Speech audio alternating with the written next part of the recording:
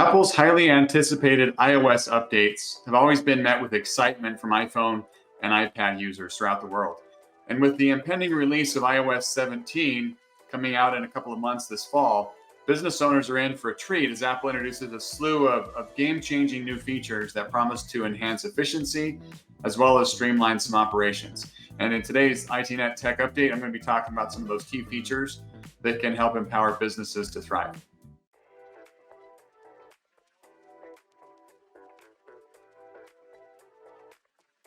Hello, I'm Michael Kinnett, CEO and founder of Eternal Networks. And every Friday at 1 o'clock Pacific time, I go live on Facebook, YouTube, Twitter, and my personal LinkedIn pages to discuss the latest tech and cybersecurity news that might affect you and your business.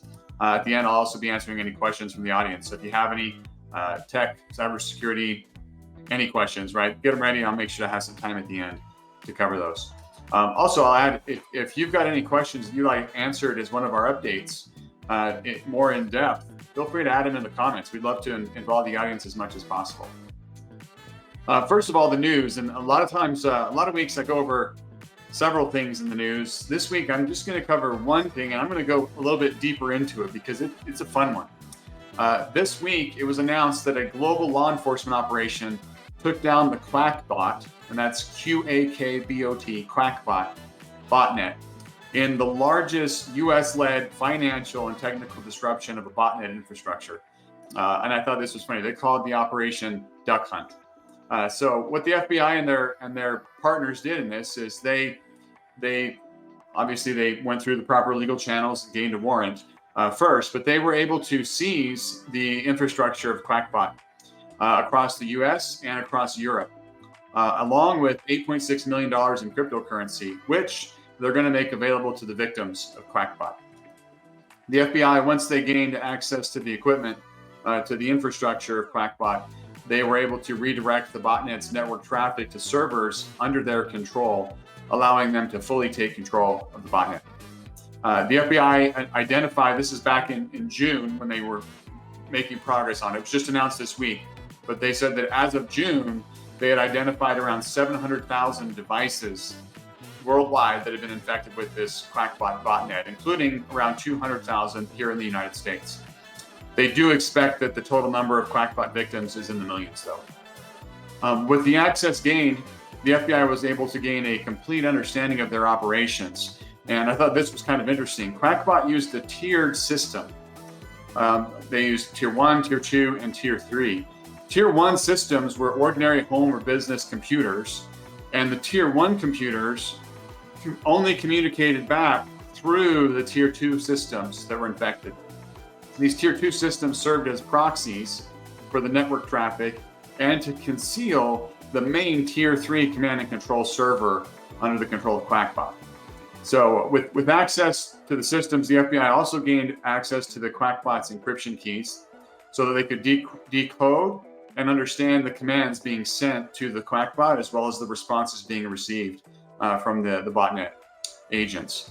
And finally, the FBI was able to use those encryption keys to then send their own commands to the botnet infected computers, which told the computers that were infected to download a FBI created Quackbot uninstaller that removed the Quackbot malware completely, preventing the criminal agency from doing any further harm and being reinstalled. So I do want to point out the FBI uninstaller did not delete or remediate any other malware that Quackbot may have delivered to those systems, but it did remove the bot and prevented any further harm to be done.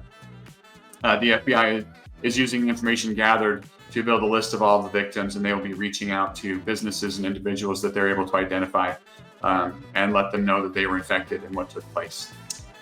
So I thought that was kind of interesting. I love seeing when law enforcement is able to go after those criminal organizations, these threat actors, and take them down, especially when it's on such a scale as that one. So kind of exciting.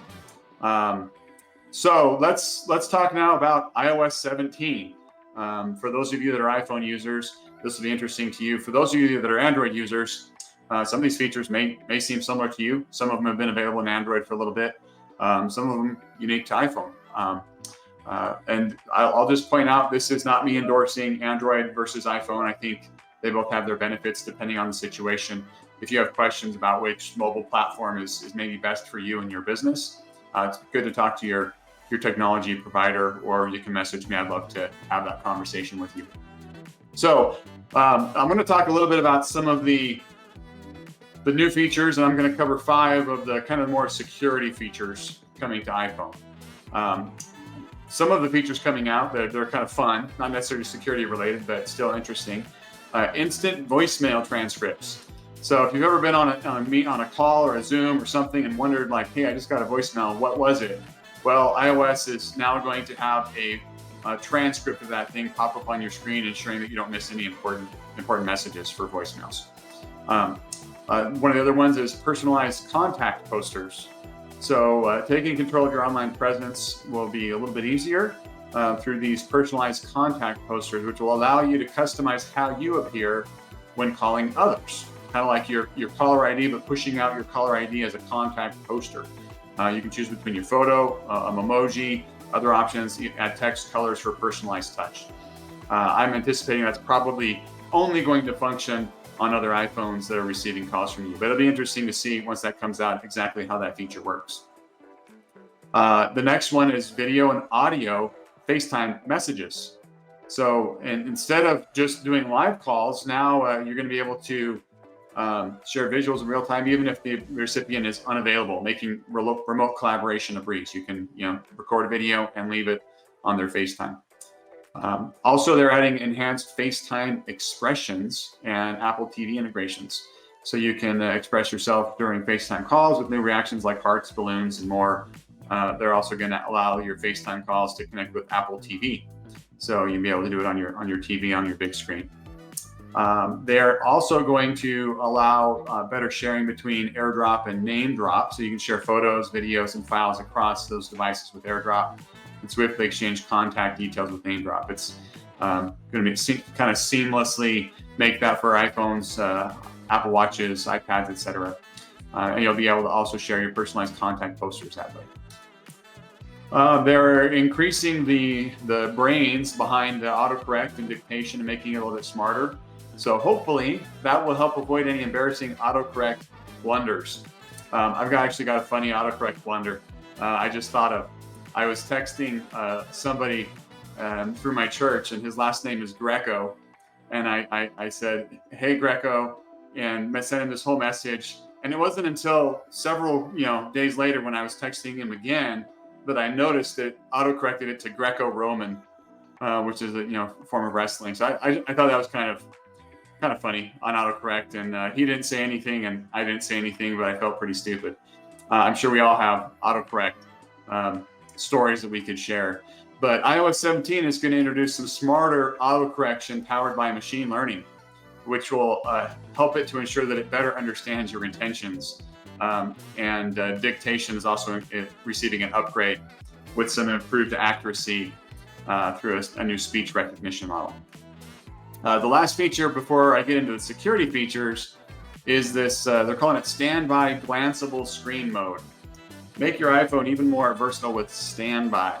So it provides a full screen display with customizable views, including clock styles, favorite photos, widgets, and more. Kind of turning your device into a resource even when it's charging across the room. So be able to have kind of something just visibly showing on your display there.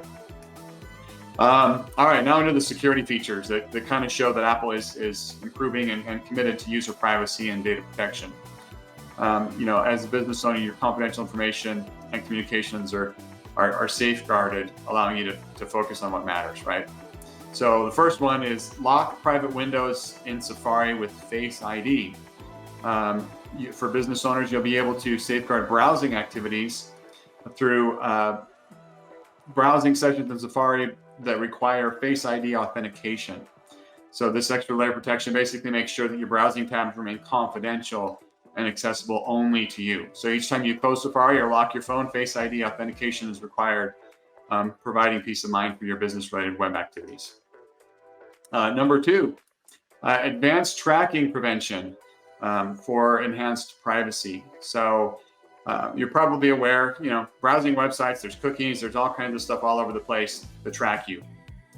Some new laws that have been passed in the last few years have brought that more front and center, where sites are now required to tell you if they're tracking you. But here's the thing, right? If in order to access a website, it pops up and says, hey, do you accept that there's cookies? Who reads through all those options? And most of the time you click yes, right? And know that there's some tracking going on. So online trackers can be used for good and for bad. They can be used for marketing. They can be for other things, but they also can be used for stealing your confidential information. So Apple has addressed this concern in iOS 17 by fortifying their tracking prevention measures in Safari, Mail, and Messages to automatically detect and remove tracking parameters from web links in real time, which includes removing information such as your IP address, device details. You can enable it for all browsing activities or exclusively for private browsing, giving you control over your online privacy. The next security one is auto deletion of verification codes. So security conscious users will appreciate the convenience that now they're going to auto delete those verification codes that get sent via SMS. There's some debate on, does that really bolster security or not, but it does mitigate the risk associated with predictable verification codes. So once you've used the code, it automatically removes it from your messages and mail apps, which can help streamline your workflow without compromising security. So kind of a nice little feature. Enhanced photo privacy permissions. They're adding some enhanced privacy permissions for photos that you take on your iPhone. So with iOS 17, there are prompts now for apps that have previously had access to your photos for 6 months or longer. And it gives you the option of limiting the app's access for specific images, specific videos, making sure that you're maintaining control over which apps have access to, not only, what content, but you can really be granular in that now. Instead of giving them all photos and videos, you can say, nope, this app only needs to see these 2 or these 5 or whatever quantity you need to share with it.